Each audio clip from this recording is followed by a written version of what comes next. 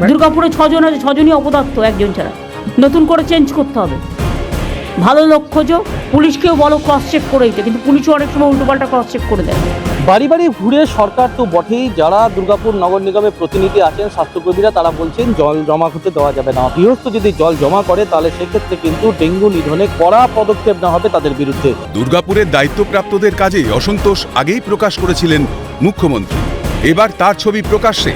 সবুজ ঘাসের ওপর মদের বোতল, দোলনার নিচে জমা জল, করে ঘুটে রাস্তা ভর্তি কাদা, চড়ছে গরু মোষ। দুর্গাপুরের রাঁচি কলোনির খেলার পার্ক পরিণত হয়েছে খাটাল। ওই পার্কের ভিতরে গরু নাই, মাঠে যখন ছাড়ি যখন ঢুকে যায় গেট নাই, যখন না ঘুটিয়া দিয়ে না, এখন তো ঘুটিয়া যখন থেকে বারণ করা হয়েছে যখন থেকে ঘুটিয়া দেওয়া হচ্ছে না। আগে পার্ক ছিল বাচ্চাদের, আর এখন কি হয়েছে? তখন মোষ খাটালে ইয়ে হচ্ছে, ফাটাল হয়েছে। রাস্তার কি অবস্থা? রাস্তা দেখতে পাচ্ছেন কি অবস্থা, পুরো গোবর কাদা ভর্তি একবারে। রাস্তার অবস্থা প্রচুর খারাপ। খারাপ এই খাটালের জন্য, খাটালের এত গরু মোষ রেখেছে, ওদের কোনো মানে আলাদা করে যে জায়গায় করে রাখবে, ওদের নিজেদের ঘরে থাকা জায়গা নাই, অথচ দুনিয়ার গরু মোষ বাড়াচ্ছে। রাজ্য জুড়ে মশার দাপট, দুর্গাপুরেও ধরা পড়েছে ডেঙ্গি আক্রান্ত। অস্বাস্থ্যকর পার্কে জমা জলে আরও বাড়ছে সেই আতঙ্ক। ডেঙ্গু নিধনে সরকারের যে সদর্থক ভূমিকা, সেই সদর্থক ভূমিকা কোথাও যেন উদাসীনতার জন্য সেটা কিন্তু প্রতিনিয়ত বিপদ বাড়াচ্ছে।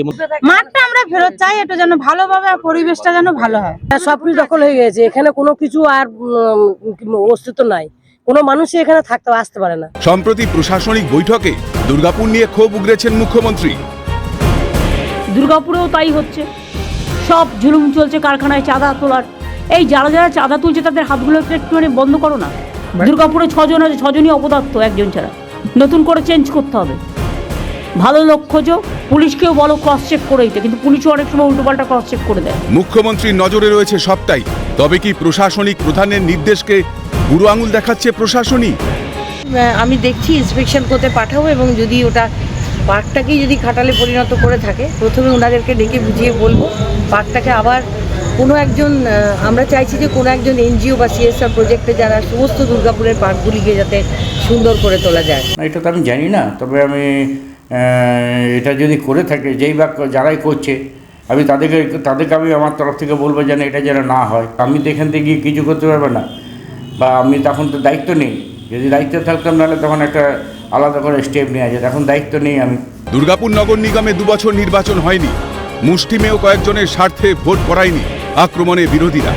এখানে 2 বছর নির্বাচন হয়নি, নির্বাচন হওয়ার জন্য জনপ্রতিনিধিরা তারা কিন্তু কাজ করতে পারছেন না।